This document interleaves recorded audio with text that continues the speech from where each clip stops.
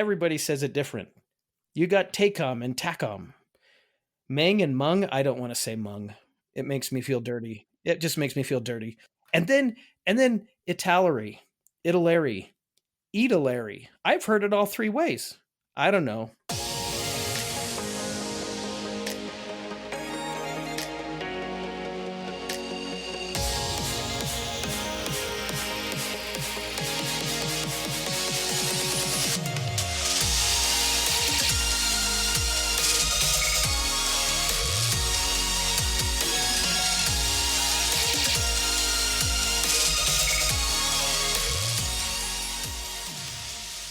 Hi there, everybody. This is Scott, and welcome to episode 4 of the Plastic Posse podcast. As always, we have a great episode planned for you. We're going to go over our listener feedback, do some kit reviews, all the normal stuff, and we have another exciting Plastic Posse podcast guest coming up. As always, I am really lucky to be joined by two excellent modelers and all-around good dudes. First of all, we have our official Lucasfilm consultant, Doug Smith. Hey, man, how you doing? Hi, guys. I build models. Sometimes there's like Star Wars models, so I guess Lucasfilm, I'm waiting for him to reach out still. We're expecting a letter from their lawyers any day now. Once again, also joining us from his underground lair somewhere near our nation's capital, we have our painting sorcerer, TJ Holler. How you doing, TJ? Never been better. And as per my, ritual now, I'm sitting here in my unfinished basement with my awesome cat, Kylo, sitting in my lap. I'm ready to get into this. I think you like that cat. I think you're going to have to keep him. Yeah, he's all right. Till he starts knocking models off the shelves. Yeah. He doesn't mean to do it, I hope. Oh, they're cats, dude. All right, TJ, go ahead. All right. So I just want to remind our listeners to tune in and listen to our sister scale modeling podcasts, On the Bench, Plastic Mojo, and Scale Model Podcasts. These are great podcasts, and we're all huge fans. Also, a reminder to support the Golden Sprue Awards over at www.goldensprueawards.com. Warren Starrett has put together a way for modelers to nominate and vote for their favorite new kits in several different genres, plus other categories like Best Paint, Best Aftermarket, etc. I believe the nomination phase is over, but in October, it will be time to actually vote for your favorites. Voting is open between October 4th and October 30th. As Scott mentioned, we have a great show lined up, including our very special guest, Anthony Goodman from Goodman Models. I was just going to say, I'm really excited about our sister podcasts. I've been listening to all of them, and their recent episodes, all of them are really, really good. Just a lot of fun to listen to and hear their perspective on stuff. Yeah, I agree. On the bench, the small details, I think they called it. Ian kind of led that segment and talked about, super detailing, scratch building, just any way that you can bring your models up to looking a lot better. And Plastic Model Mojo, they did the mythical T-34. That's a great episode. And did you guys hear the Scale Model podcast, Anthony's interview with Katie, who works in Hollywood as a special effects modeler? Yeah, that was really good. Excellent. Such a great interview. So plug, everybody. Go listen to those podcasts. You're going to really, really like them. Doug, did we get any hobby shop shout-outs? We sure did. We got a couple of them. Ethan Eidenmill, he's the webmaster at IPMS San Diego. He said, I want to give a shout out to my local hobby store here in San Diego, Discount Hobby Warehouse. Woohoo! They have a great selection of kits, tools, and even aftermarket accessories. Thanks.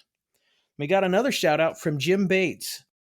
Hi guys, I'm enjoying the show. We're lucky here in Seattle because we have a true all plastic hobby shop in Renton called Skyway Model Shop. It's a great place. They also have a Gundam-only store called International Model Toys in Seattle proper. Forgot to say, long-suffering Habs fan.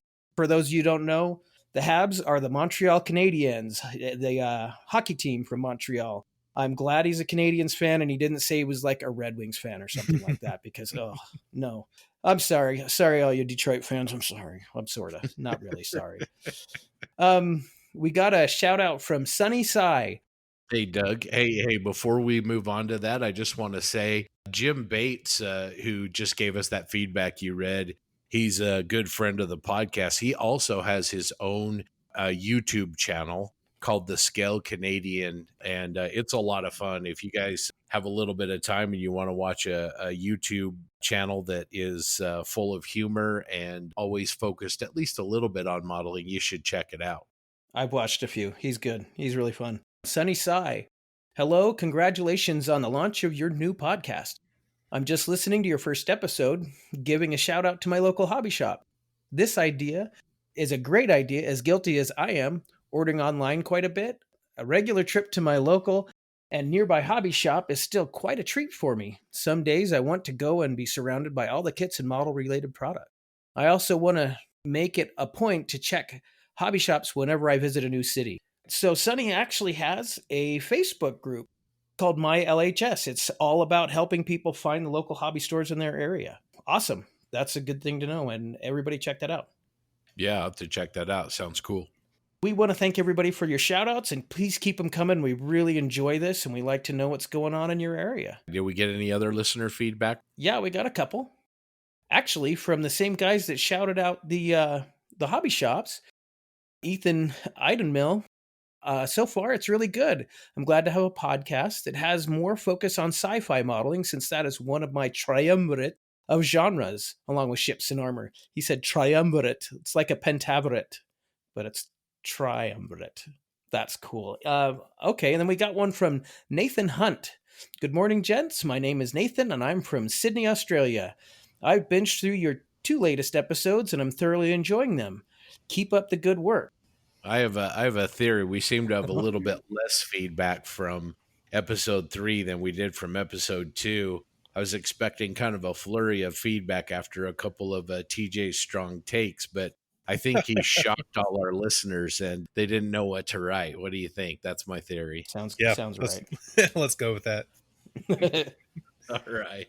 Well, welcome to the posse, guys. Thanks for the feedback. Keep it coming. Remember, you can drop it on our Plastic Posse Podcast Facebook page. That's where we like it. We're trying to build a community there. We have a lot of fun stuff that we post there. We have people that post pictures of their builds, and we, all 3 of us, post fun things that we think our audience will enjoy, as well as updates of our own projects. So you can leave your feedback there. If email's more your speed, you can always email us at plasticpossepodcast@gmail.com. But like I said, I think we really prefer if we just kind of keep that all on the Facebook page and have some fun. Thanks a lot for doing that, everybody. Before we get into current projects, let's talk about what have you guys picked up? Anything new that you picked up that you're excited about, TJ? Well, I ordered Ryfield Models T3485. I haven't gotten it yet. I should be getting it. We're recording this on a Saturday, 26th. I think I should get it Tuesday in the mail. I'm really looking forward to it. I've never built a T34 before, but I love them. They're an awesome tank. And I really like Ryfield Models. I've been impressed with all the kits I've seen and the ones of theirs that I have. So looking forward to your review of that. Yeah. Anything else, TJ? As far as new stuff goes, not really. I'm trying to think. I haven't really been buying a whole lot lately. I've been trying to clear out some of my backlog. Said no modeler ever. That's classic. Doug, what do you have that's new? If you all listened to episode 3, in that episode, TJ challenged me to try Warhammer figures. So I ordered the Chaos Space Marines Havocs. It's a set of 5. They're very detailed for their size, and I've ordered those. I've gotten them. I actually put them all together. Probably did a little too much assembly, for the painting I need to do, but I've got them primed and ready to go. I'm very excited about that. I've also picked up some more AK weathering pencils. I've used a couple of them and I liked them, but there's a lot of practice that I need. So I got a few more. So I've got a kind of a variety, some more washes and tints from MIG. So very cool. More adding to the arsenal of weathering products and different things to try. That's great. Yeah, and I got more Tamiya extra thin, even though I've got lots of it, because you can never have too much Tamiya extra thin. That's true. Yeah, that's for sure. Anything else new, Doug? No, that's about it. I've got so much work going on around the house that I don't think about modeling as much as I'd like to. Yeah, that's not good.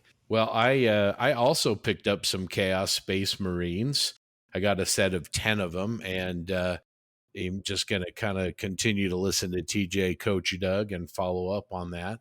I also picked up a little Primaris Captain, and I'm going to kind of work on. I know they're all different chapters. I don't know what they do, but I think I'm going to paint them all pretty consistently. I really like the Space Marines that look like knights, and I know there's different chapters and all that kind of stuff, but those are the ones I like. So I did pick those up. And then I also picked up a little 148 scale Tamiya Crusader III that I plan on building as well. So that's what I've picked up. As far as projects on our bench, I have wrapped up, finally put it out of its misery, the little USS Shenzhou, that little decaling project that I had. I'll post some pictures on the Facebook page and let you guys pick at it, see what you think. I had an Italeri posing as a Tamiya Crusader III in 135th scale that we'll kind of talk about later on. That was a little bit of a disaster. I haven't finished my Bandai X-Wing yet. Need to put that in the weathering shop and take some oils to it.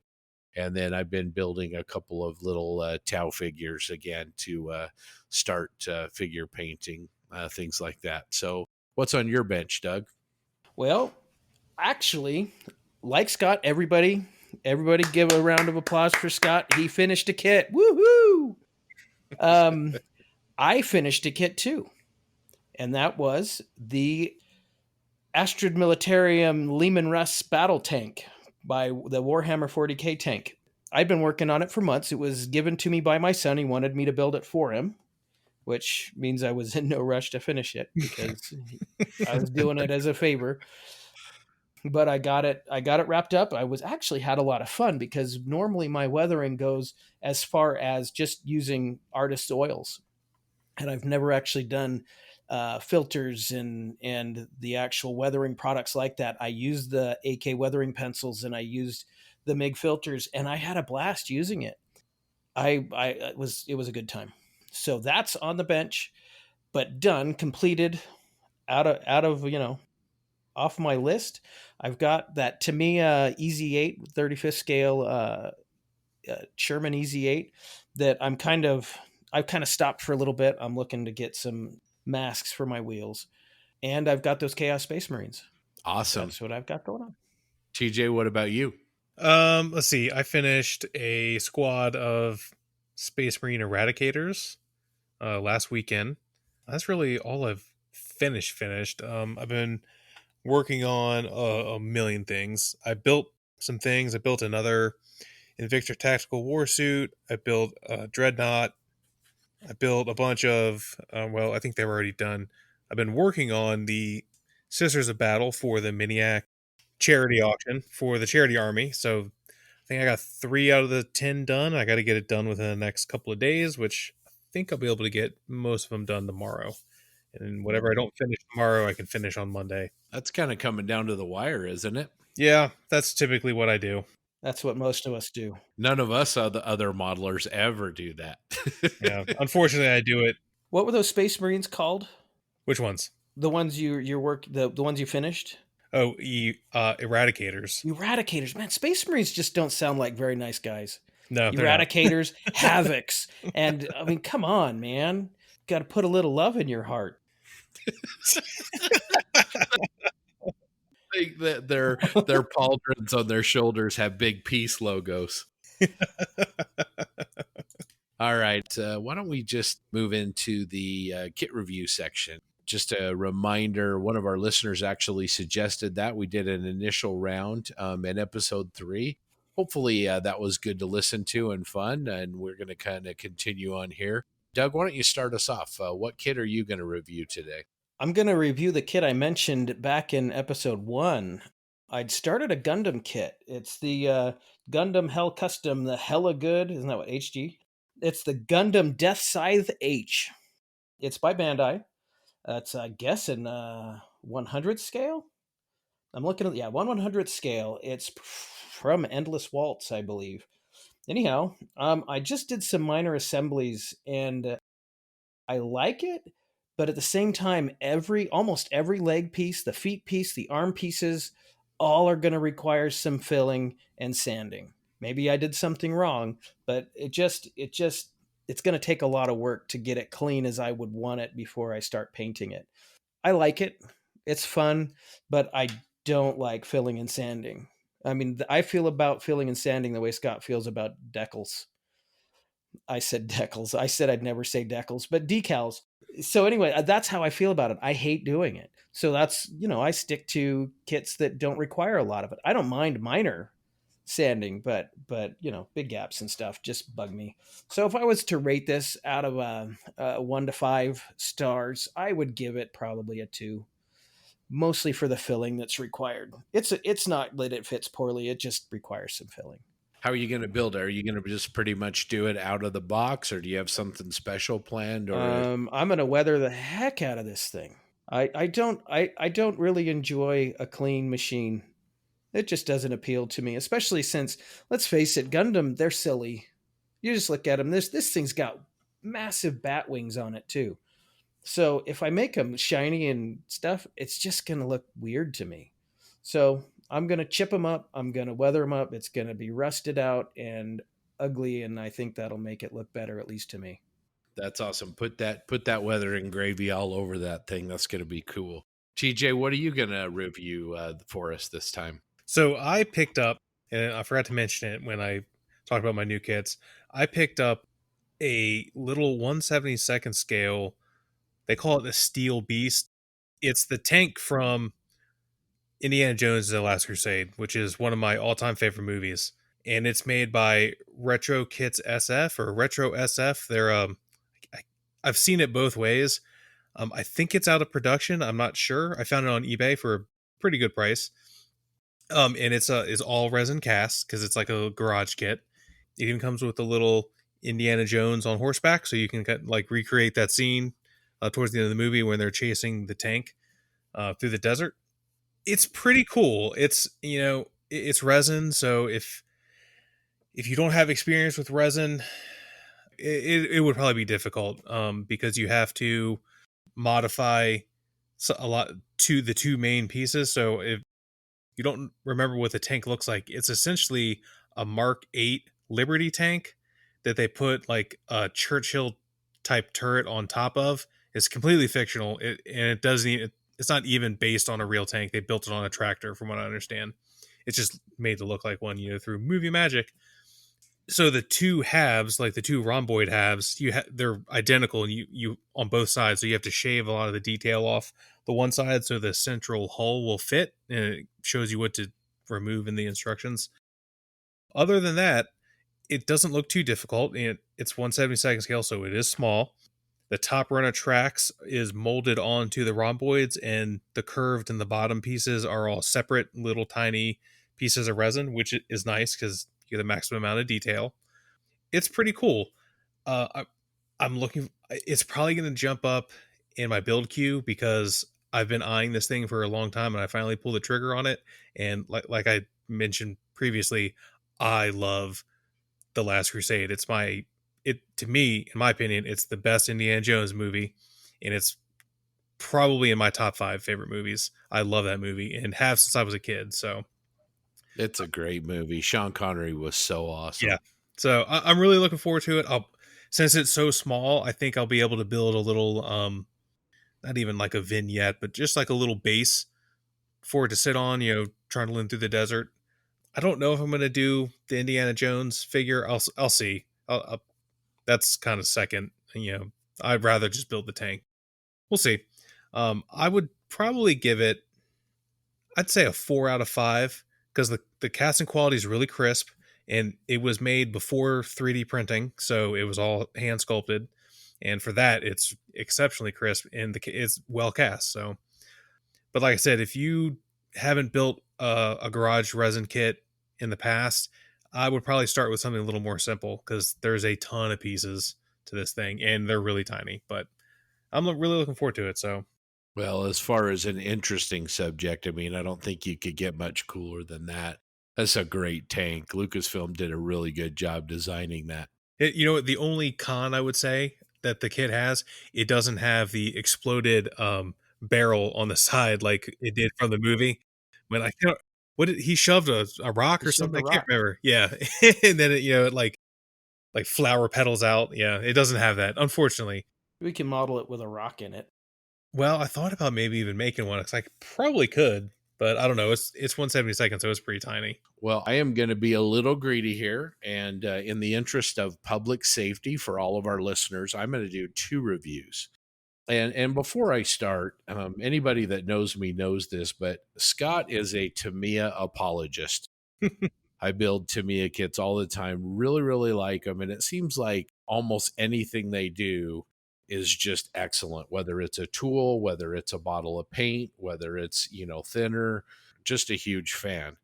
Having said that, I did say most of what they do. One of the things they do that I don't personally like very much is they package other manufacturers' kits and put their logo and kind of their name on it. Now, they're not trying to hide anything. They do put the logo of whether it's Italeri or Zvezda or ICM or these other companies that they're doing this with.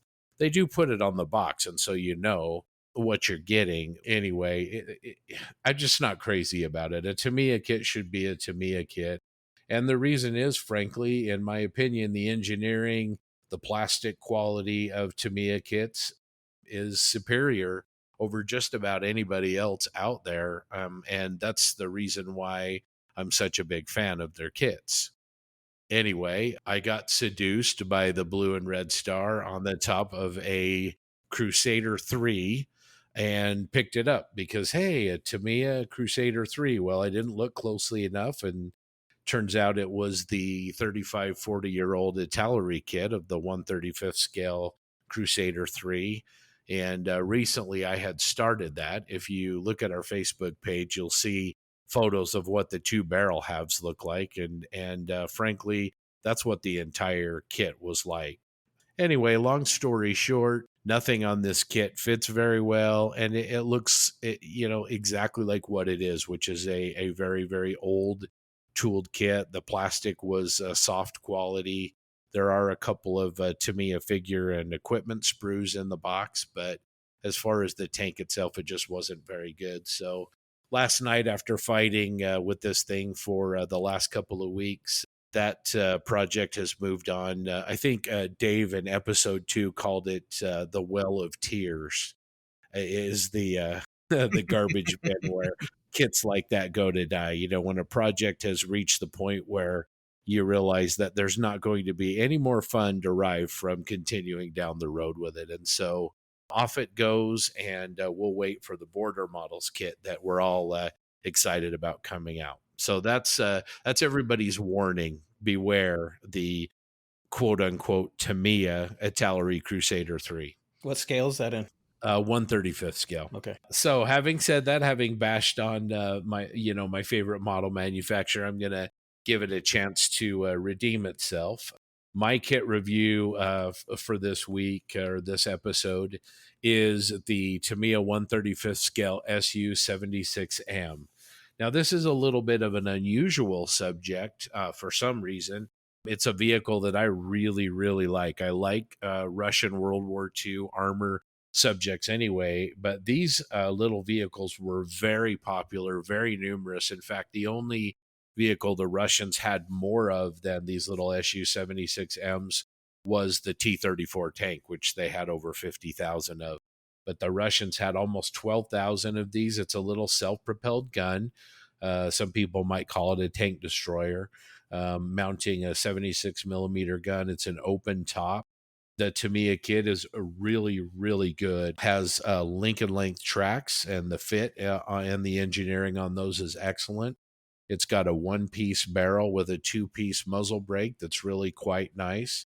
And the figures that come with this kit are really, really good. In fact, if anybody's interested in this kit, if you ever pick one up, you will notice that one of the figures, the face has actually been sculpted to look like Vladimir Putin.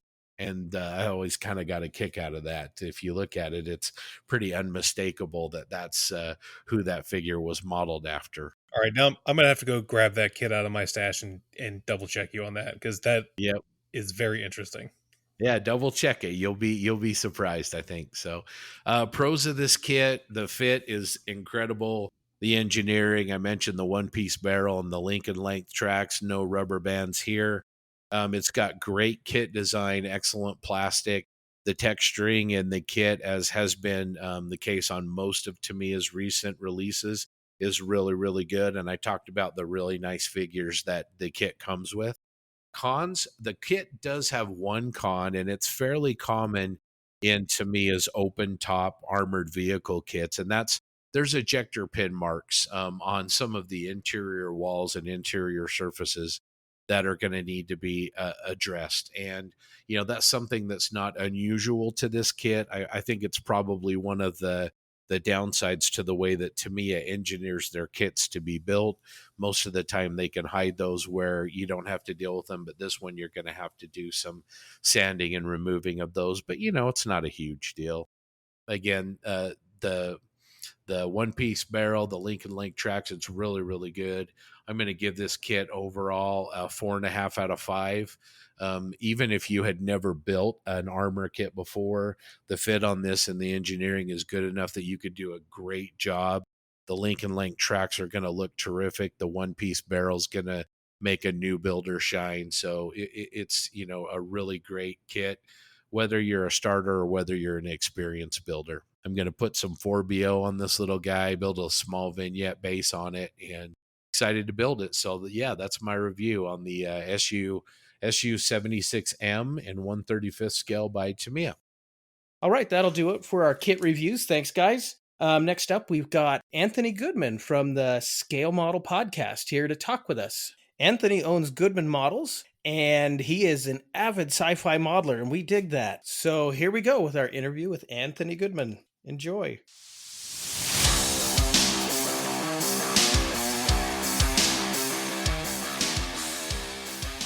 We have Anthony Goodman from the Scale Model Podcast and also from Goodman Models. Welcome, Anthony. It's great to talk to you.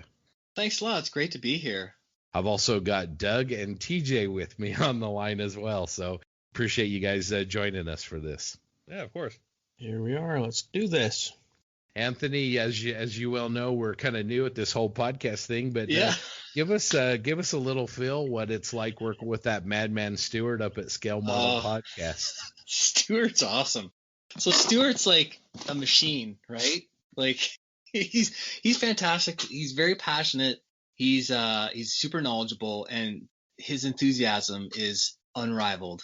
He really is giving it his all to try and make a great show, and I wish I could be with him doing it more steadily. I recently stepped back a little bit. You know how it is. There's like a job I gotta go to, and kids, and other obligations and I was just getting a little too crushed. But I'm still happy to be collaborating with him a little bit as much as I can on sort of the interview portions. I noticed you were still going to be doing those, and he had mentioned that in the last episode. Anything you want to talk about, or you need to keep that all under wraps as far as future interviews? I don't mind at all. Let me see if I can give you a hint. There's a very cool interview coming up. It's going to be delving a little bit into movie magic in regards to models. I thought it was really cool. That sounds great. And it's going to be very in depth, and it's going to touch on some very famous sci-fi trilogies. Is that enough of a teaser? Oh man, Doug. Who knows? Right, I'm in. Can anybody think of any amazing science fiction dynasties out there that we want to hear about? I think you guys are really gonna enjoy it, especially because I know all three of you guys are sci-fi builders. Is that correct? Yeah. Mm-hmm. Yeah, absolutely. As well as the real world stuff, I like to call it. Yep. Right. Real world subjects. What was your favorite thing as far as when you were making the podcast with Stuart? What did you enjoy the most?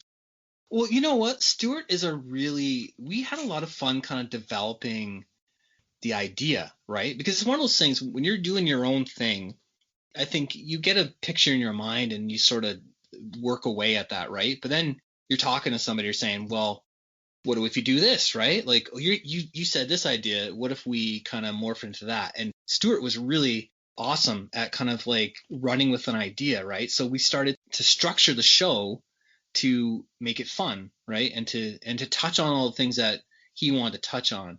So he had a lot of ideas about how, hey, you know, like this is not another how-to thing, right? We're not experts. Like there's people out there making books, doing videos that are crushing it. That's not his thing, right? He wanted to investigate the industry and the people working in it, and like how are these things made, and who are these people that come up with these ideas and stuff like that. I was just kind of just along for the ride, right? So I'm thinking, all right, well, what can I do to kind of help him shape it to be that idea? And one of the things was he wanted to talk to more people, but he didn't really know kind of how, or he was reaching out a little bit, but I was like, well, who do you want to talk to? And he's like, oh, I want to talk to the people at the company. And I said, well, let's call the president and like see if he'll chat with us. And that worked a couple times, and other times not so much, but it's an ongoing process. So I liked that process of like shaping this thing, and we were starting to add the different segments and kind of like give it segments. You know what I mean? Instead of like, let's just yip about whatever today. It was like, let's put it into pieces that we always want to talk, because we're both tool nerds, right? I was like, well, let's make a section and always talk about tools. And even if it's a minute or whatever, it's never a minute with Stuart and I, but yeah, I understand for sure. So you did a bunch of great interviews. Give us maybe one or two of your favorite interviews that you did and you might be doing as part of the Scale Model podcast. You know, they're all really neat. I gotta say, like I approach them from like a fanboy perspective, right? Like I'm definitely reaching out to people that I really want to talk to and ask them stuff about like my own projects. So I just try to make it general that, well, I hope I'm going to shape it in a way that I'm hoping other people will find it interesting too, right? I really like talking to Scott Hards of Hobbylink Japan. They're all really good though. I don't want to play too many favorites, but I really enjoy talking to Lincoln Wright.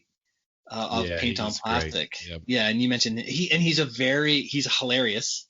Mm-hmm. And I actually had never heard of Lincoln, which is kind of nuts, right? Because like he was living in Japan working with Japanese model people. I think we even lived there I lived there for a year, and he's obviously spent a lot more time there. But when I talked to him, it was just like, wow, we've done some of the same stuff. I mean, albeit him to a much higher level. I caught him on the bench. I was like, wow, who's this guy? Like, this is all the stuff I love, right? Like, and don't get me wrong, I really enjoy, you know, aircraft, real world subjects. I like armor. Like, I'm trying to do some Canadian subjects, and I've got a couple American subjects in mind. And I just grew up like at a hobby shop, so that's what there was, right? And that's great. So those two fellows really stood out. I think are like the ones that cracked us up a little bit was John Tamkin of Mission Models, because he would get super pumped talking about his and people rave about this paint, right? Like it's sort of, you got to follow his method to use the product, and then you get these amazing results. And that seems to be what I've been hearing from other people. But he would do this. He'd be like, gotta try these paints.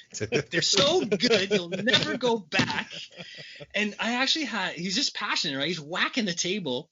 And I actually had Stuart lives 5 minutes away from me. So at one point we were trying to figure out some of the quality issue, like the connecting and not sounding fuzzy. I'm like, just come over at 8:00. We'll have a coffee or a beer or whatever, and we will record it together in the same machine and try and balance some of that out. So we're sitting here listening to John talk about his ideas and what he's trying to do with paint and make it such an easy thing for modelers. And we're like laughing and cracking up and trying not to let it like come over the interview. We didn't want him to, we think we were laughing at him, but like he was just so What a great story. That's awesome. You know what's awesome, and it's coming through loud and clear with you is, I think TJ, it was you that said that what you love about this podcast is you get to talk about something that you love. And Anthony, it's pretty apparent that you're passionate about what you do and your hobbies and the people that you've met.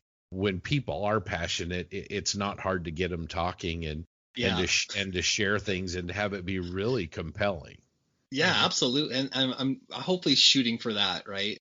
I'm not a really great like computer guy. I don't post enough, and I'm really terrible like updating my website. But when Stuart was like, I really want to talk to these people, I'm like, well, give me that, let me see what I can do. And I started to reach out. I forget who we had first, but John Moscato was one that he was like, I just want to talk to people who do whatever. I'm like, okay, well, I want to chat with that guy because he makes these incredible kits. They're all Macross themed. I love Macross as an anime and like a modeling subject. So just kind of snowballed from there, and then different things would come up, and we say, well, like, who are these guys? Like, who's Arma Hobbies, right? Like, they're always people like got these kits. I'm like, let me call him and figure out what he's doing. He was a really interesting guy to talk to because he's like just like us, right? He's a huge. He's passionate. Yeah, but like I think he was a guy, who like was into models and was like, well, these models are not good enough. I will make a better model kit, right? Like that's on a different plane. Exactly. And he's doing it. Well, tell us a little bit about Goodman Models and your products that you make and that you sell. It's a side gig for me, right?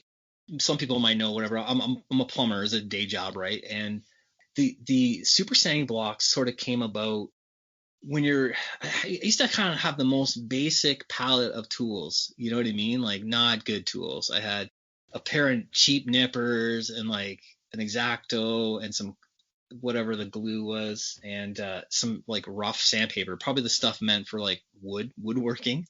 And you'd roll it up, and I didn't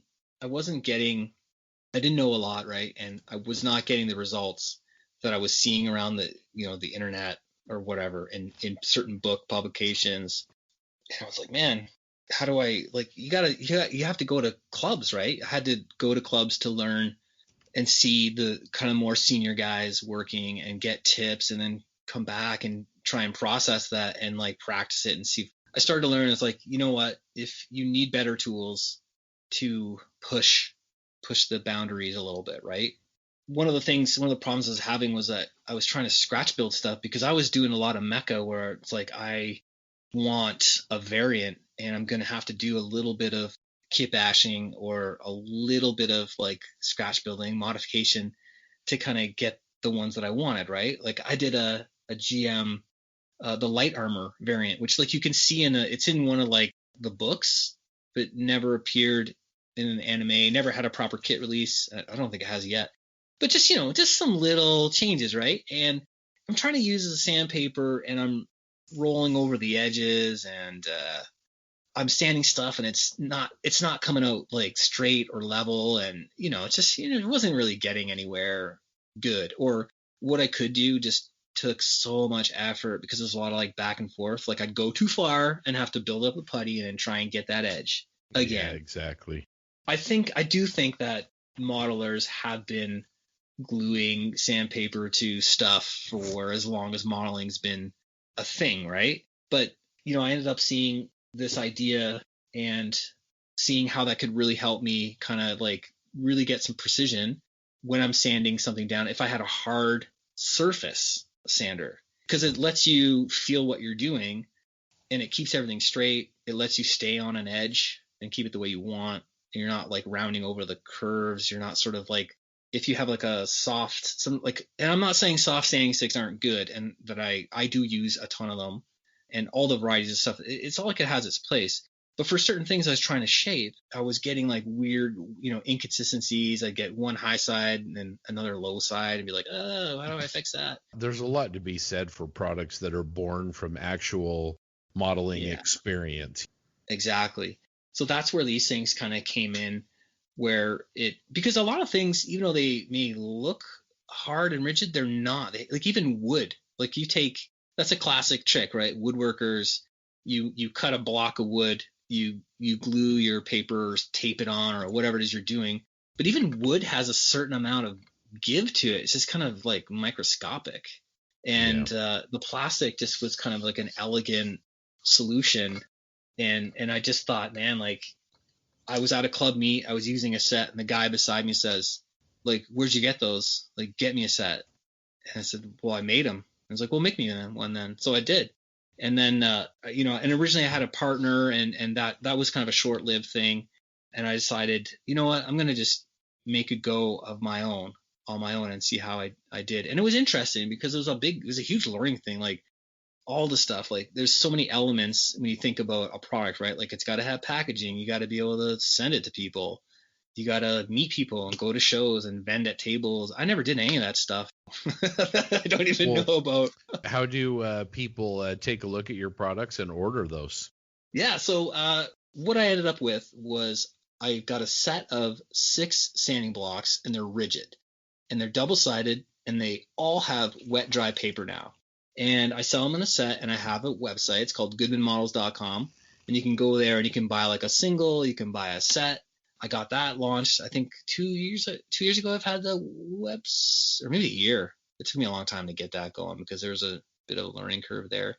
And I also recently partnered up with another fellow, Sean Thomas of Sean's Custom Model Tools, and he 3D printed me a stand to hold your blocks upright. Oh, very cool. Yeah. Yeah. You know what? It was actually Stuart's idea. Stuart's like, you need something else. And I'm like, no, this is it. Now, don't give Stuart too much credit. He might want, some of the profits. Stuart got it. Stuart got the first one printed, I think. All right. But yeah, it really was Stuart's idea. He's like, oh, you got to add something. I'm like, man, I don't want to add anything. I'm already working too much. And then, but he sort of talked me into it. And I said, well, I know this guy. He was doing 3D printed tools. He had his own sanding stick. And I met him at a show, and I said, man, I'm doing this podcast. Like we'll give you some hype on it. Right. And just help you out. And he's like, yeah, take some of my stuff or whatever. And then we used it as prizes. I think it was the very first prizes that I love giving out prizes. So I think it was another thing. I was like, Stu, we got to have prizes. Or I think we had sanding blocks, but the first like other manufacturer or whatever, or, outside of ourselves was with Sean. And he kind of finally was like, you got to do this. And this guy. And so I said, well, can you whip it up for me? And the guy in an hour, like I sort of had in my mind what it needed to be, and just yipping all over the phone with Sean, he had kind of whipped up a drawing and then was like, okay, I'm going to make you one. It'll be ready tomorrow.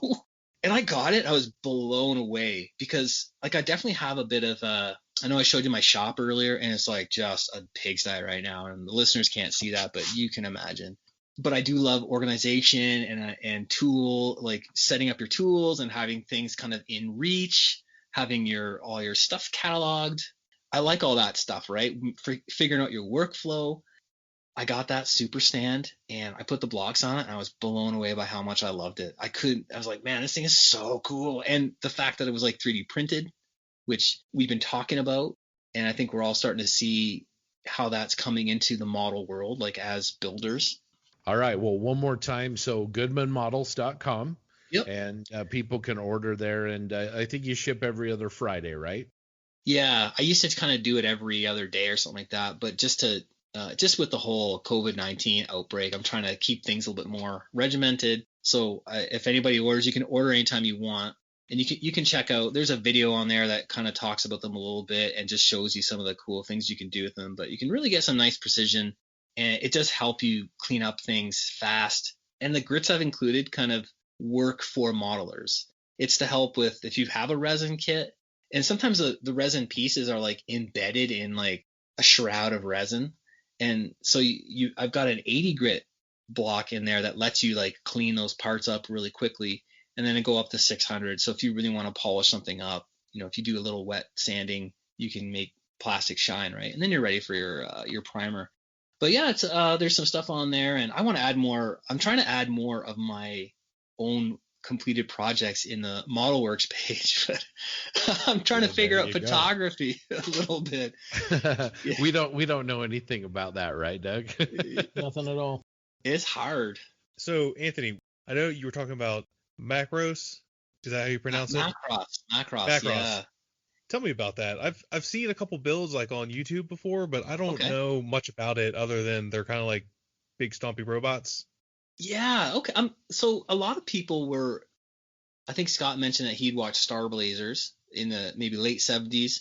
That was sort of an imported anime from the Japanese market. So what certain producers figured out was that they could buy series of pre-made shows and license them for like the States market or Europe or North America or whatever, right? Instead of creating a brand new show, having it animated, meant for kids or boys or whatever, right?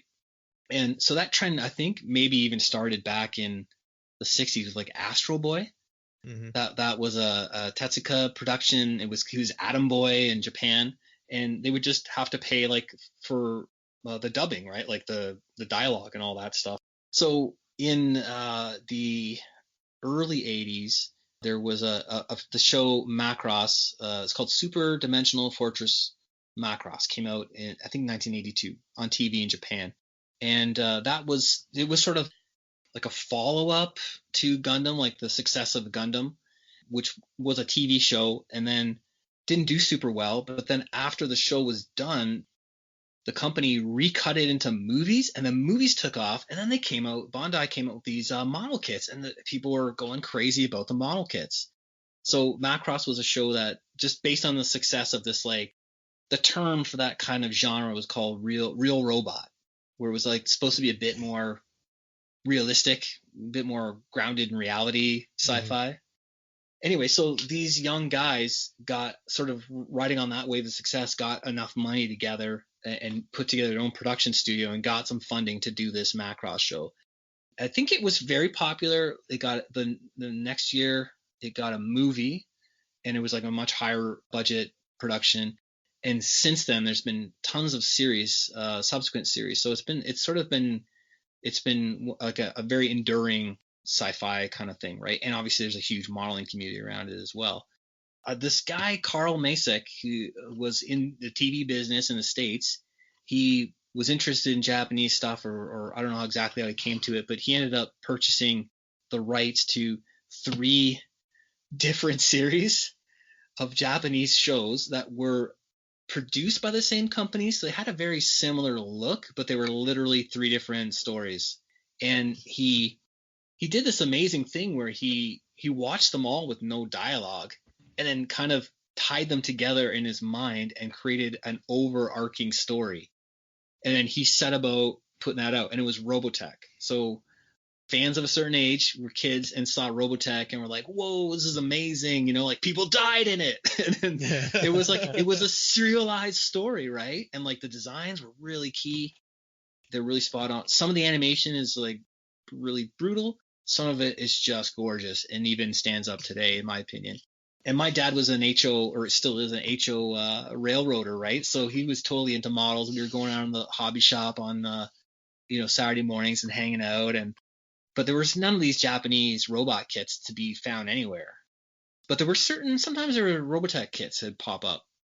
So that was a lot of people's introduction. And then at some point you find out, or you hear that Macross is like a different show, and it has nothing to do with these other chapters, right? There was the Southern Cavalry, the second part, the Southern Cavalry something, but it was just called like Chapter 2. Robotech Chapter 2, and then there was the third show that was called Genesis Climber Mospeada, and that was like Chapter 3, the new era or something like that, new generation, right? Robotech. Yeah. So once you sort of you're like, wait a second, these are different shows, and then like there's more Macross like after what's in Robotech, and so in the 90s, right, sort of pre-internet, I was like, I heard about Gundam, but I had no idea what it was. I may have seen a model kit like in a model shop somewhere, traveling in a big city. Then Akira came out and it got a proper North American release. And man, I was just like, where do I get more Japanese culture stuff, right? And anime movies, and certainly science fiction movies. And then the internet kind of came along, and you're like, oh, wow, this stuff I've heard of and like had a model kit of, now I can sort of find the fountain. Yeah, so I've always been a huge Macross lover. Yeah, it's been really enjoyable, and certainly the internet has really helped kind of bridge that cultural gap where you can find the kits, and they're always getting better and better. So I feel really lucky that way. There's something else I wanted to ask you. You mentioned something before we started recording about the idea of modelers, science fiction modelers, especially building what they see on screen. Like that's their goal. Now, so I think there's actually like two schools of thought when it comes to this. I know a majority of modelers, especially, so I'm mainly Star Wars modeling. That's not all the science fiction modeling I do, but that's where I started. And that's what I love the most because I love Star Wars. But sure. I know in Star Wars modeling, especially, most people view it as I'm making a model of the studio model. Yes. Now, me personally, I think of it as I'm making a model of the quote unquote real thing. So I know I personally don't necessarily get as hung up with trying to replicate all of the details of the studio model, because if you've ever seen the original studio models, they're really not that good. You know what I mean? There's no canopy glass, right? And they didn't have to be good because it was made in 1977 and there wasn't 1080p 60-inch TVs people were watching at home. It was a movie. Film from a distance, right? Yeah. So with like smoke and exactly. And they blew half of them up. So it didn't even really matter what it looked like anyways. But where do you fall in that? Oh man. Do you try to build what you see on screen, or do you kind of lean towards, I guess, my way of thinking, which I think is in the minority, but I've never, that's an informal poll, so I can't say for sure. I definitely have some thoughts on this, Thomas. So my goal with the science fiction, and especially, and like I guess I build more anime. Is that its own genre? I guess, sort of. I guess science fiction is a genre, and then like animation or Star Wars or whatever is just the subject. Here's what I like. I really go for that idea if I want it to look like it could be real. Like there's certain things, like if you build a Valkyrie from Macross, right? Like the guy Shoji Kawamori who came up with that, he was like trying to put together a Tomcat and like an F-15. Like it had elements of like the super fighters of the early 80s and late 70s, right? That inspired him. And you can see that in so many mechanical designs from various series and movies and whatnot, that there's a lot of references to like the real world, right? It's just like some kind of spin. So I love that idea that you might look at that and be like, what's that? Right? Because I've done it up, fingers crossed, hopefully really well. And I've got good realism and I've got nice weathering that puts it in context, and I can paint figures well, that you might say, what fighter is that or whatever? I don't know. And you're like, bam, it's a robot that transforms, and it's also a plane, because that's better than just being a plane. So I love that idea. Even like I just did the Kowloon Rao kit from Moscato Hobbies, and I've been reading up and practicing a bunch of different weathering techniques, specifically from Armor Guys, because I ended up being the AMPS president and sitting with Armor Guys, and then also aircraft guys, right? Because in my like powered armor or like a Valkyrie or even a Gundam, right? They're going to be they're quite often it's set in the Earth sphere, it's in the atmosphere, or it's in space. There's got to be weathering. There's got to be people fixing it. It costs money to run them. It's not part of the screen story. It's part of the expanded thought around it. Right. So I really try to get that idea of it does exist. It's sort of theoretically exists. It has to be treated to all the same things that a real world subject would be. And I want to try and get that realism. Like even the guy who doesn't like science fiction, is just into airplanes, would see that and he'd be like, oh, there's exhaust staining and there's like streaking and stuff like that he can relate to, right? He or she, it gives it that sort of air of realism, even though it's like a zany, totally weird 80s design. Right.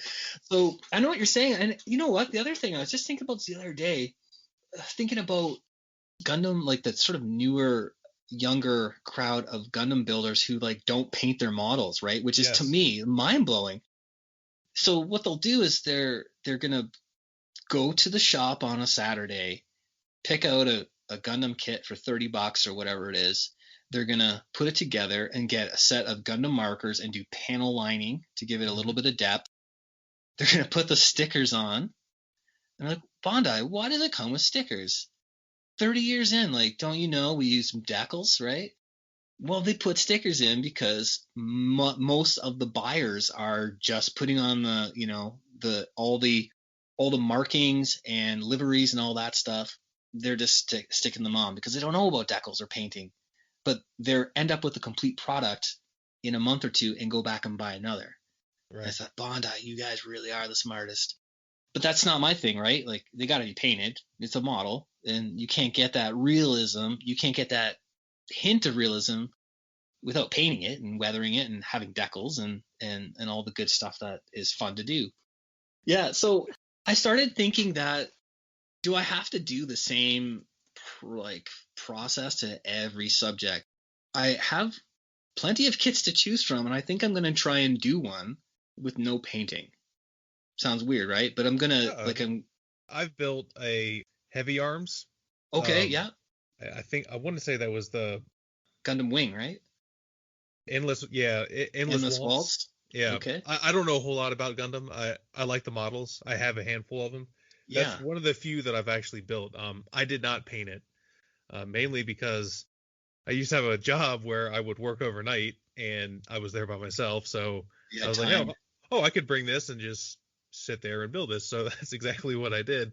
So obviously I wasn't going to paint it there. So I brought it home and just put it in my display cabinet, and I was looking at it. You know, I used high grit sandpaper and everything, make sure it's smooth. So if I did want to paint it, it was ready. Yeah. But I looked at it, I was like, it actually doesn't look that bad, just the way it is. Interesting, right? Because I think Bondi does that, and that is not a feature of other kit manufacturers' idea of the consumer, right? Right. Because they're making them like they appear on the screen. But I thought it would be kind of a crazy challenge to, like, what can I do? Like flat coating, gloss coating, those would all play into it. But just using the plastic, can I make the plastic look kind of like it has a real type material? Yeah. And you could still do weathering, right? You could use pastels and pigments and all that stuff.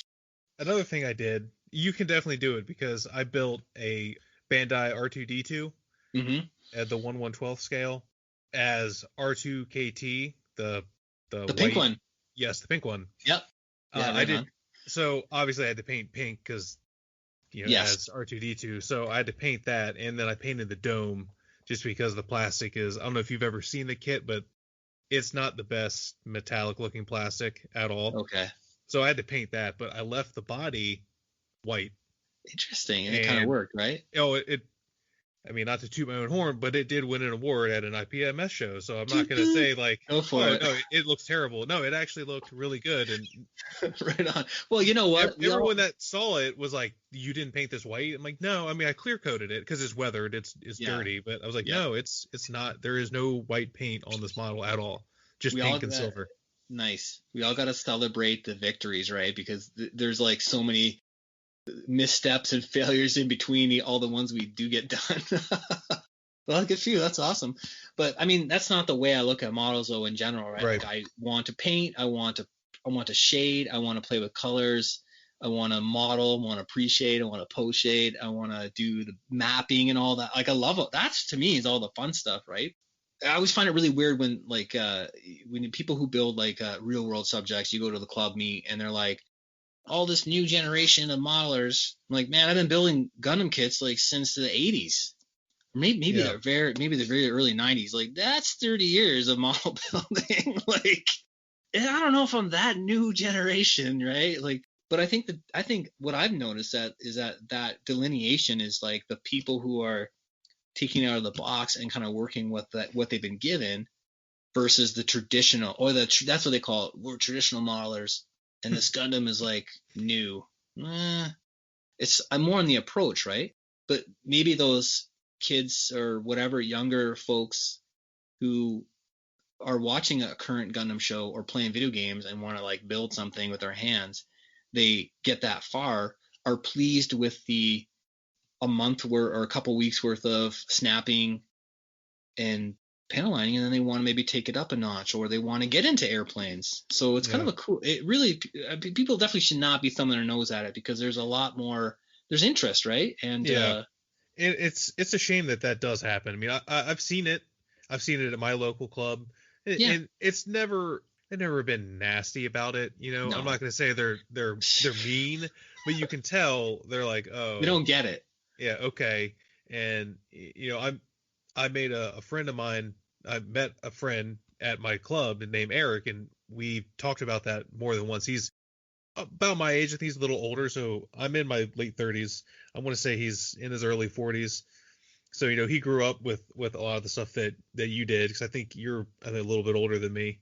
And 42. Yeah. Right. So you know, we've talked about that there's kids out there that are interested in this, and not just kids, younger people. You know, they go to some of these meetings and these shows, and you know, science fiction is relegated to one category, but there's 10 categories of Allied aircraft or German aircraft of every soft skin, open top, 70-second scale. And it's like Allied. You know, I'm not the biggest competitor. You know, I've gone to IPMS shows. I enjoy them, and I bring stuff if I have stuff, you know, to show. But how can you judge an X-wing against a you know, Enterprise? Those are two separate things. Like the Enterprise, unless you're doing a damaged one, it's not going to be dirty. But if you do a clean X-wing, anyone that knows anything about X-wings is going to look at it and be like, what? Did someone just watch this? Did they do that? I didn't think they did that. Doesn't look right. Right? That's the other, like, and you know what? This is an interesting subject, right? Like, there's been a lot of, I can tell you guys that the Wonder Festival in Kentucky that happens every year, that I'm pretty sure that the people who started that, from what I hear, it's kind of a story, I suppose, but that they were frustrated. They were all members of IPMS. They were into like figures and horror monster characters and Star Wars models and science fiction and crap from Japan.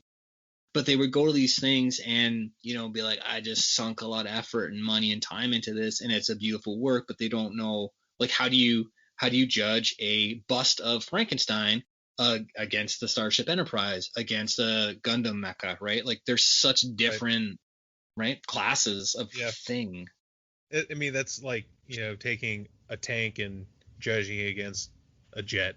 Like, you can't. Yeah, it makes it hard. You can, to a degree. Like, obviously, one could be better than the other, but that's not necessarily what you're looking at when you're judging. Oh, is this the best it could be? Exactly, right. So, kind of circling back to weird Japanese stuff.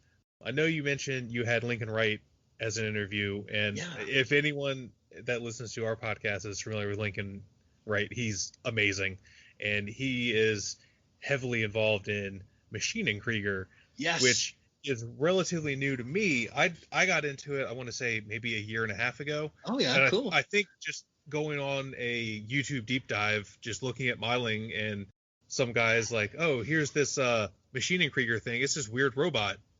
It's not from anything, but it looks like it should be. And I'm like, oh, okay.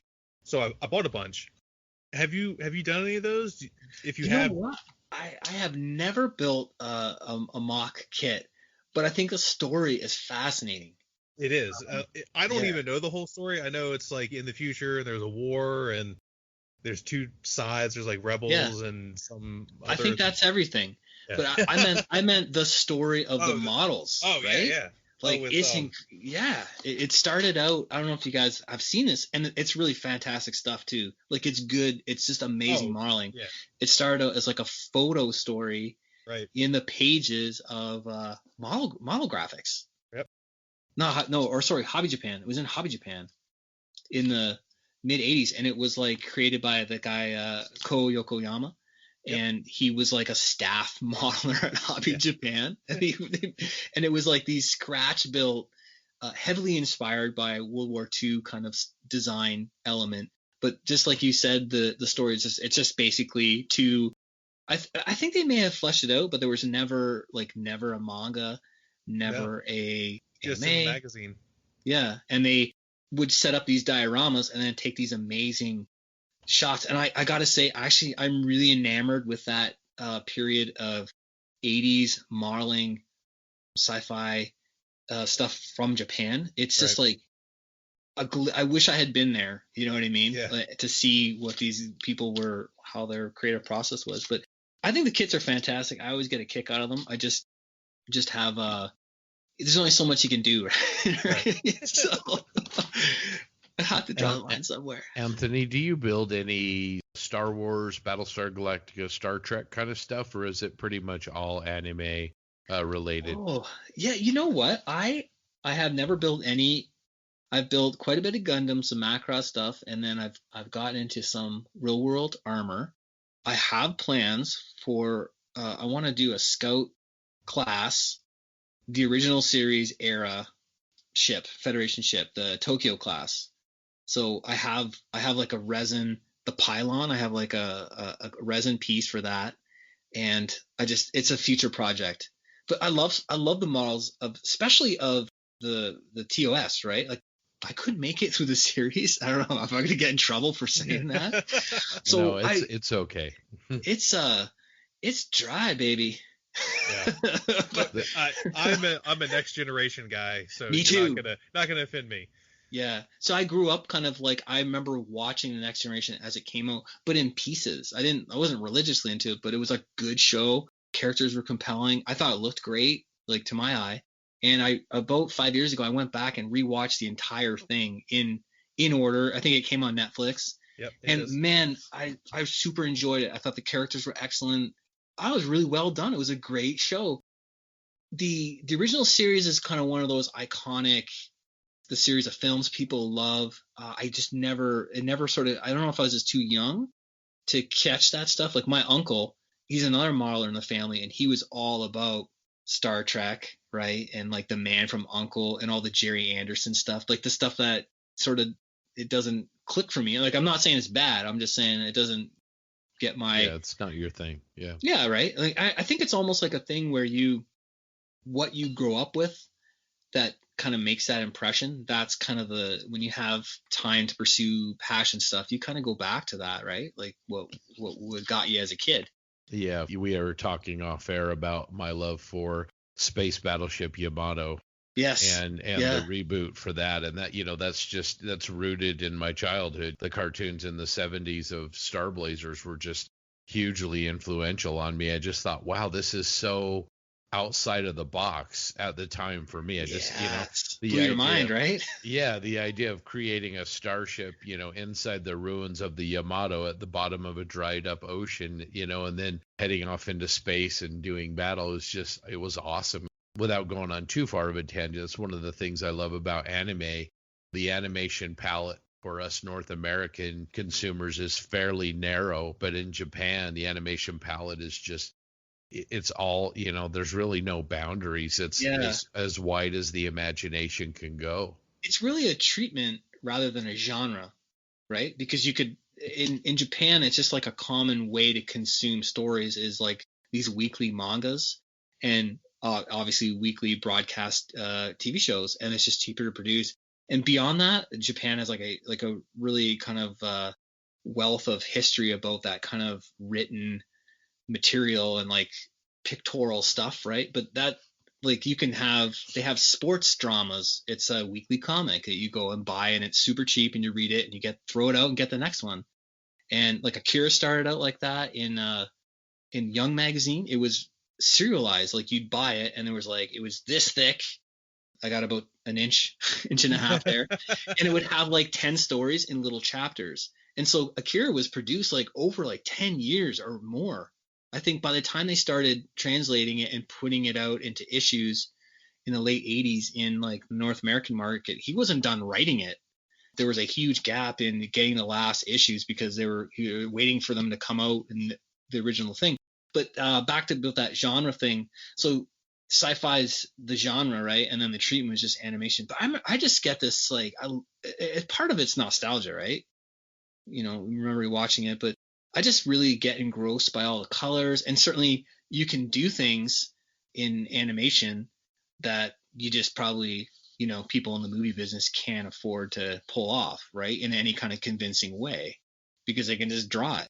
So you really get these very creative where people are pushing the boundary of stories, like you were mentioning Is it Yamato 2199 was the reimagining of Star Blazers? Yeah, 2199 is the reimagining of basically year one of the story, Mm-hmm. and then year two is 2202. Oh, okay. So like that, I have to admit I've never seen it, but I hear people It's who excellent.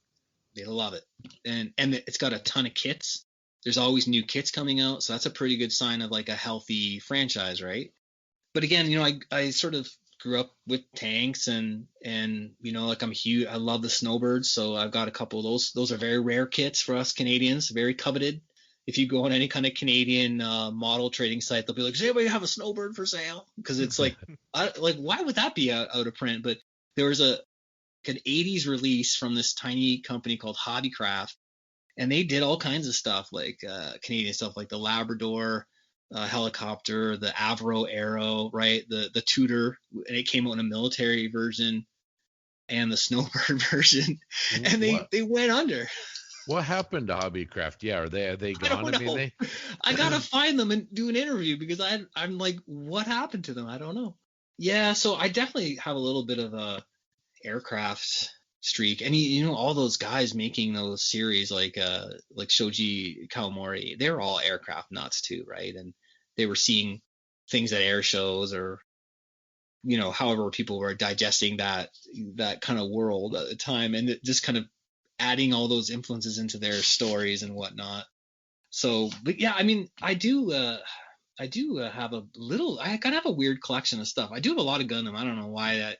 There's such a big body of work. I'm a real Universal Century guy. So for anyone listening, there was a show that came out. It's set in the Earth sphere. It takes place over 1 year. It's kind of like a historical, kind of quasi-historical war drama, right? With some science fiction-y elements in it.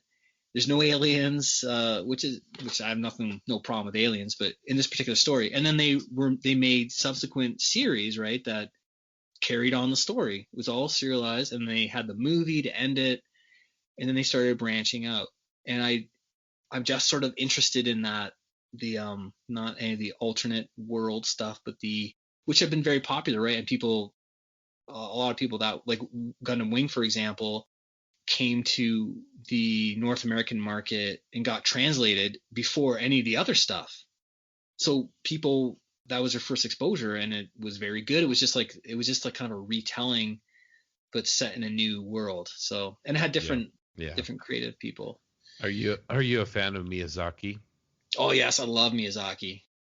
Yeah, he has some just incredible design. I have a model of the Yaku that is kind of a prized member of my collection, but that's just basically based on some doodles he did. Again, like you were saying earlier, he did some doodles in a magazine every month, and they collected those and made a book, and that tank was just based on one of those little doodles. So it's all little cartoon doodle of a tank. Was that the piggy tank? The kit had all the pig army.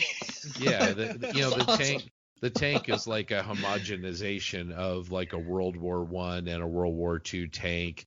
It's very reminiscent of I call them land battleships, but like the French Char B1 and the British Mark I through Mark IV World War I tanks. Those kinds of designs. Just move the pigs over to the corner. I don't do those. I suppose you can imagine it any way you want a little bit. Yeah, that I'm a huge Miyazaki fan, but I've never built any models of that either. It's funny. So what am I working on right now? I'm working on, to give you an idea, I'm doing a 72nd Valkyrie to go with the Quaidlin Rao kit. I'm gonna do a max TV type. I am working on, also, this is for John, I'm working on one of his Gabriels. I'm almost done, and it's in the red Murdoch. You may have heard me talking a little bit about that. That's just about to wrap up. I also have it's the Trumpeter 35th scale Type 89 IFE. And so that's like a current, it's a Japanese infantry support vehicle or infantry fighting vehicle. That was kind of a whim, but I'm interested in Japan, right? And I'm interested in the Japanese self-defense force. I'd like to do the Type 10 tank, their new MBT. Tamiya. Yes, I'm getting tired of these dog kits that suck your soul just to get him done. I want to build a Tamiya kit. But after that, the other, we haven't talked about this, but how Stuart, he kind of runs me up a little bit, and he's like, it's Goodman Heavy Industries. Well, my other favorite series you guys might recognize, like that, he's just riffing on it, right? Like Mitsubishi Heavy Industries, or perhaps Shinohara Heavy Industries. That's ringing any bells from Patlabor. I love Patlabor. That might be my favorite animation series, and I haven't done any kits yet, and I have a bunch of them, and I'm really pumped. I'm hoping to get into start up one of those projects, but I gotta be careful, right? I was, for a long time, I was very, very diligent. I only did one kit at a time, no matter what roadblock. And I was very, I was really frustrated. The guys started calling me. There was one when I was attending the IPMS regularly. We had one pretty senior member. He'd been along. He's just a terrific modeler. He's winning at nationals. That kind of. He's just been doing it for a long time and knows what he's doing, and always stays up to date. And he gave me the nickname Agony because I was always coming from like, what? Like, what am I doing? This is not looking right. What am I doing?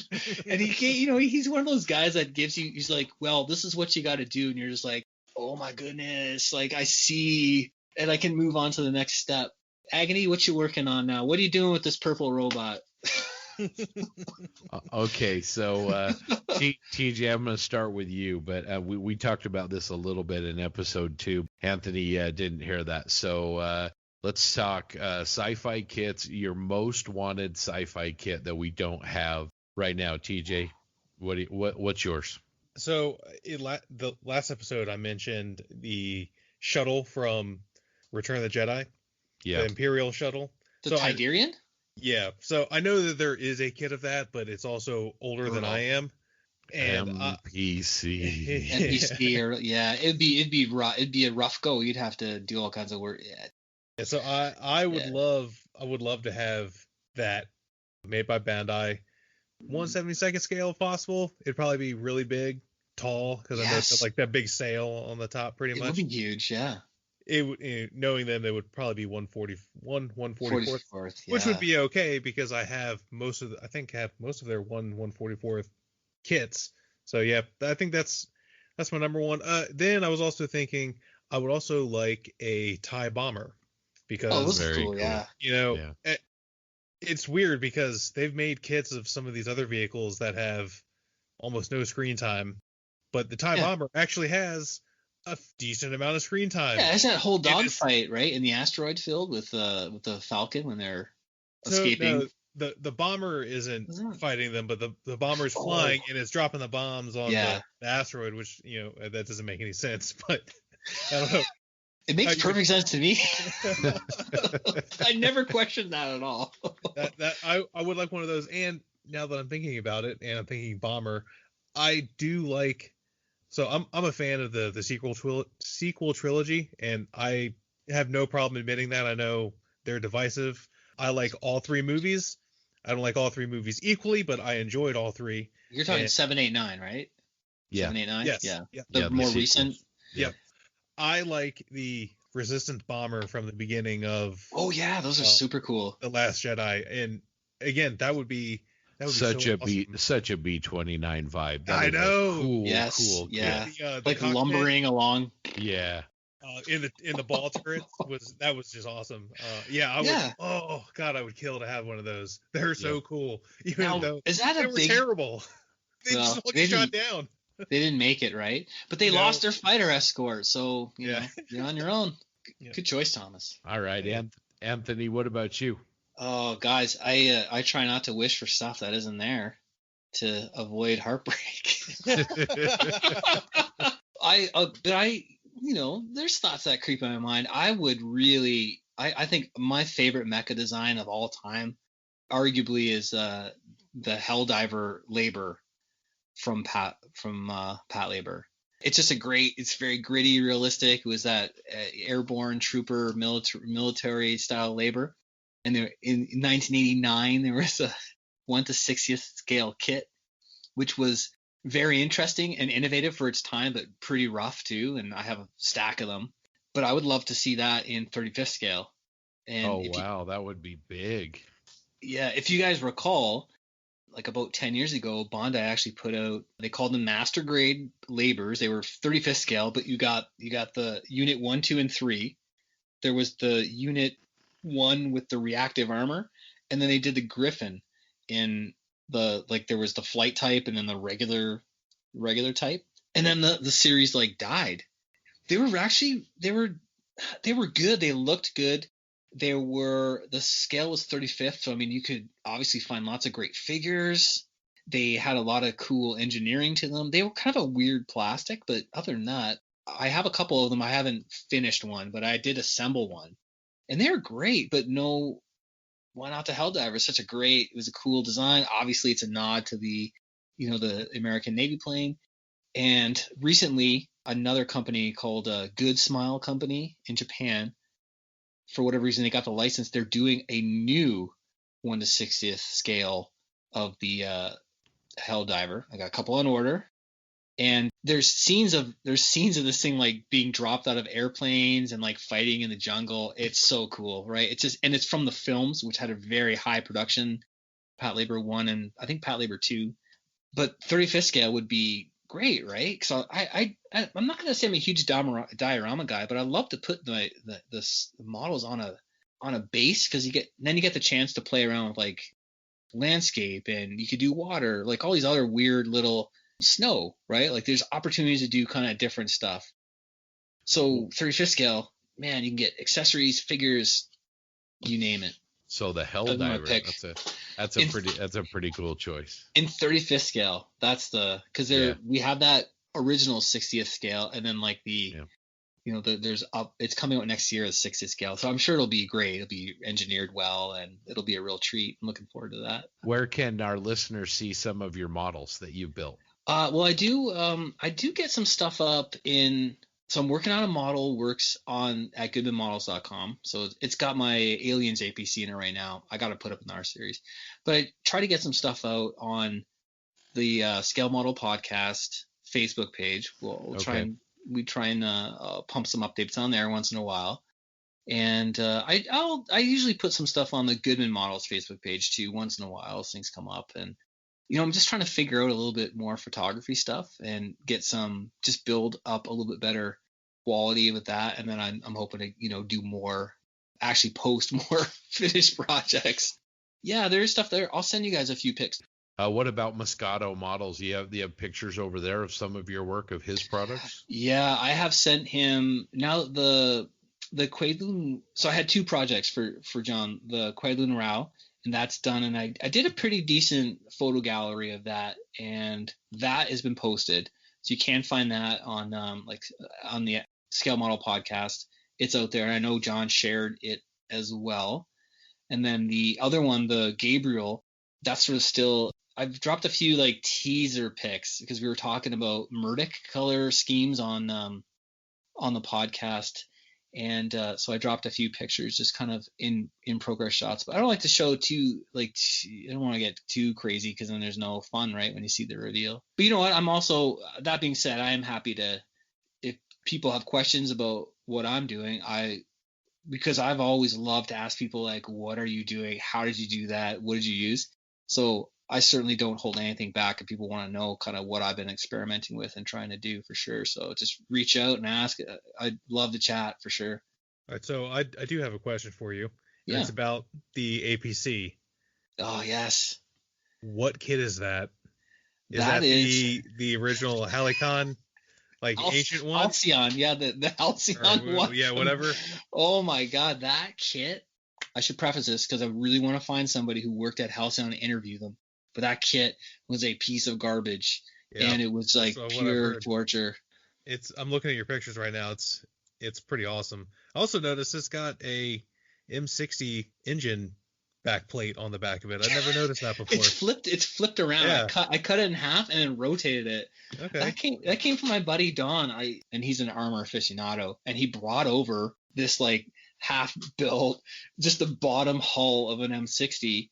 Thinking like, would this part, I think I lost something, and he's like, would this look close enough that you could do it? And I'm looking at the back end thinking, oh man, that's a really impressive grill. Yeah. I'm taking that. It's a pretty cool piece. And it fits so good on that model Yeah. too. It's awesome. The problem with the lighting is amazing, and your thank you. your chipping on it is really good too. Thanks. Yeah, that was I was really inspired by Mike Rinaldi, and I did it all. The chipping is all painted. I had tried some sponge technique on an earlier Gundam build that turned out really great. Like I wasn't just getting it, it wasn't kind of happening when I came back to it. So I thought I'm gonna go to the brush again, and then I was starting to get exactly what I wanted, and it was fun. I gotta tell you guys, that plastic, man, oh, it's that terrible, like, I've heard horror stories about that kit. I built that as a kid, so I got that from the hobby shop in my town when I was 14 or something, and I loved it because I loved aliens. Put it together. I don't know how I did that because it was so hard the second go around. Like the instructions don't really reflect the parts you get, and you're kind of putting the hull. I'm talking about the front end of the hull. It has all those wedge angles. Half of that is all styrene. Like I knew what it should have looked like, right? And I knew I could rebuild whatever I needed to. And I did use a lot of sheet stock. Like I replaced the windshield, and then I knew that I wanted to do not the one from the film. Right. I wanted to do something like in country. So I had this idea that, well, like if that story had taken place, you would see these APCs in action, loaded up with gear, right? And trucking around somewhere, and I just wanted to explore that kind of idea. So when I mounted the base, I actually put a little label and I loaded for bug. Once I got the hull together, like I added spars inside, and I knew I wanted to do. I cut the engine, like it just had molded engine detail. I cut it all out and put in like a scratch built engine. I sort of like, it's a weird thing, right? Like when you get these science fiction vehicles, there's often a lot of like care and detail put into like the backstory to kind of make it feel real, right? Like even for the people who are working with it. And I was looking at that thing, and they had a diagram of like the inside. I'm like, it's right to the walls. It's crew cabin. I'm like, well, where's the gas tank? Where's the transmission? Where's the motor? Where's anything? Because they had like all these seats right to the edge and stuff. So I'm like, all right, well, there's going to be variants, right? And so I kind of put the motor, like a scratch built motor, which was a lot of fun to do, in behind the grills. And I knew I wanted to put a figure in it. And do you guys remember the classic Dragon figures from the 90s? Mm-hmm. And they had quite a few like modern era figures, as well as like World War II, but they had a set of Vietnam era figures. And I had that pilot set. There was a set of pilots, and they're awesome figures, like even today. And like I held on to those for years. And I was like, one of those helicopter pilots is going inside this APC. Just turned out perfect.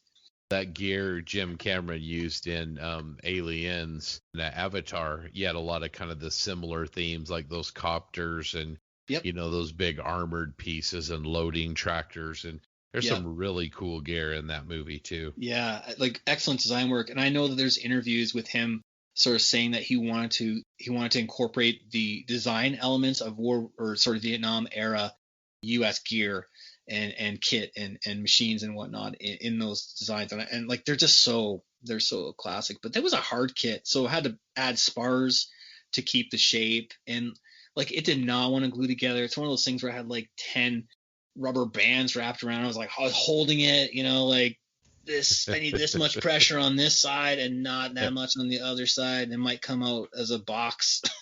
every clamp you own on it. Me sitting there holding my breath. But the cool thing about that kit too was that it's basically an empty box. So I was like, I need to light it. Like, why not, right? And I got a lot of help from my buddy Murray Press, is a fellow club member and a longtime model builder and electronics whiz, and he helped me kind of get past the hump of using a battery and one LED. So thank you, Murray, for that. Well, this has been great, Anthony. I don't want to monopolize your whole night here. TJ, anything else that you want to ask Anthony? So nothing. I can't think of anything else I want to ask, but I would like to go back and amend my answer to what kits I would like in science fiction. Let's hear it, TJ. Because now we started looking at your APC. I want another APC. Oh, How about the drop ship? too? Yeah. Oh, yeah. I want a drop ship, and I want a I don't know, Sulaco. Oh, the Sulaco? Yes. Yeah. I love the Sulaco. I want one of those, and again, I know there was one, but it wasn't possible to find. And then when I was thinking about it, I would also really like, because they're very similar, the Pillar of Autumn, the UNSC Pillar of Autumn from the Halo video game. Oh yeah, okay. It looks very much. I think heavily inspired by that, but that's also a very cool looking, big frigate looking ship that I think would be awesome kit. I saw the Sulaco recently, and can I tell you guys a quick story before we wrap it up? You bet. Somebody may relate with this and enjoy it. The dropship has been a grail kit for me. I never had as a kid. I always thought it was the coolest thing. I got the APC because it would happen to be available. I think I had my $30 of birthday money or something at the time, and I was happy. But I really, really wanted the dropship, and it was just not to happen, right? I was at Wonderfest in 2006, and at the very end of the weekend in the vendor hall, people were like cleaning up, and this guy walks out with this like giant cardboard box, plunks it down, opens it up, and it's bagged versions of the dropship, like no decals, no instruction manual. I think they were like shot off. Aoshima got that mold or something, and they were $20, and I had spent all my money. And I was like, I got enough model kits. I don't really want it. And I don't regret a lot of stuff. Like, I've got tons of models. Modeling's been great. I've had stuff, sold stuff, traded stuff. I don't really worry about it too much, right? But that was one thing I was like, man, $20, that's an amazing deal. So fast forward to last year, I'm thinking about the dropship, right? And you can see it around, right? And it's like, it's worth $200. Yeah, I've seen a few on eBay that I've almost pulled the trigger on. Like, it's just, obviously it's rare, it's kind of iconic. Anyway, I'm at the Heritage Con show, which is our big show. I think it's probably the biggest show in Canada. It's awesome, and the one we go to every year, Stuart and I and all the guys. I'm walking there, and no intentions to buy kits. I think I was vending, and I was in there a bit early, and I'm walking by, and I look over, and there's the APC sitting there. I mentioned I already built this as a kid, right? So like, I don't have that much novelty. I knew what it was like. And I just kind of pick it up, and man, the flood of nostalgia, and the price was $45. And I looked at the lady and I said, well, like, would you take 40? And she said, sure. So I bought this kit. And the crazy thing, as I went home and started working on it that night, I was kind of like already thinking about the dropship, and you know what I mean? So I was just like ready. I was pliable. The same people, it was a lady and her friend, and it was like an estate sale kind of thing. Her husband's collection of all these cool random stuff, all really neat stuff. And they were super friendly, and I keep seeing them over and over at different shows. And I saw them again, and I'd finished the APC, and I brought it out to a show. They remembered me, and I was looking at the Sulaco kit, and it's actually boxed from Alien 3. Like, it has that logo on it, but even though I don't know, like, I guess it appears in Alien 3, but they're like, could I look at this? And they let me look through it. It looks pretty decent. But I said, oh, I finished the thing I bought from you last year. And they remembered me, and they're like, oh yeah, that's right. And they loved the little guy, the little pilot, driver, I suppose, the little guy in there, because they weren't like model nerds, right? They were just sort of cleaning up a bit. But there's my story. Yeah. So Bandai, if you're listening, some Aliens models would be nice. It'd be a good seller, right? Oh, I think it would. We'd all buy at least 2. Yeah. I never got to vote, but I'm a Battlestar Galactica guy. Yeah. So an original series Galactica shuttle, and also the little land ram, the tracked vehicle, the Thiokol.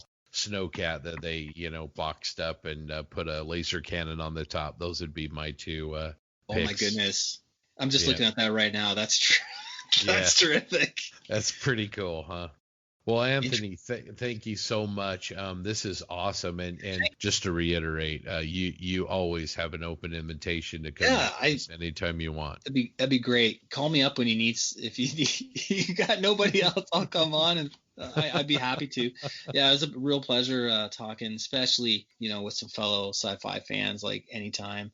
Yeah, absolutely. Well, invite you, drop some pictures of those models on our Facebook page Will if you'd do. like. Anytime we can help you move some of those Sanders as well, we'd love to do that. Yeah, thank you for having me on, and best of luck with the new podcast endeavor. I'm looking forward to hearing it.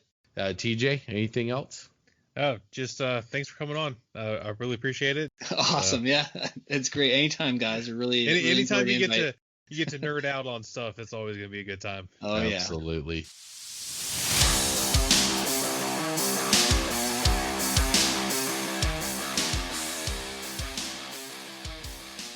All right. As we get to wrap this up, we want to remind you, listener feedback is always welcome. We want you to become a member of the posse.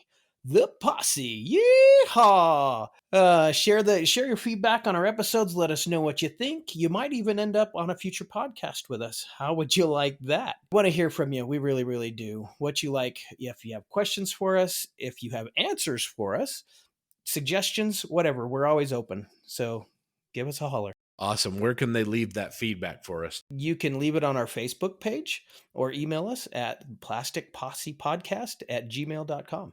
Awesome. And I'd like to remind everyone to visit the other fine quality scale modeling podcasts, specifically On the Bench with Dave, Ian, and Julian. They just released episode 93 of The Finer Details, pushing ever closer to episode 100. And I know that's going to be a good one. I'm really looking forward to that.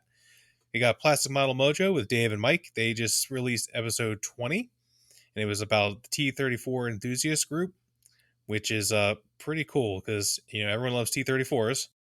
And then there's also, of course, Scale Model Podcast with Stuart up in Canada. And Anthony Goodman is still working with him doing interviews, and their latest one is Kate from Tested.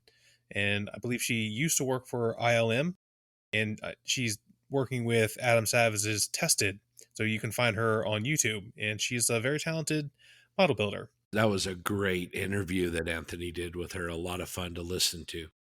If you wouldn't mind, if you're enjoying the podcast, we'd really appreciate it if you'd leave a review wherever you listen to podcasts, especially if you can leave us a 5-star review. That really helps our podcast be more searchable and reach even more listeners. We really appreciate it. The support you guys have given us so far has been really, really terrific. So we appreciate that. TJ talked about listening to our sister podcast. We really appreciate your support of them. They're just terrific, and they've supported us as well. Well, another great episode in the books. Hopefully you guys are enjoying what we're doing.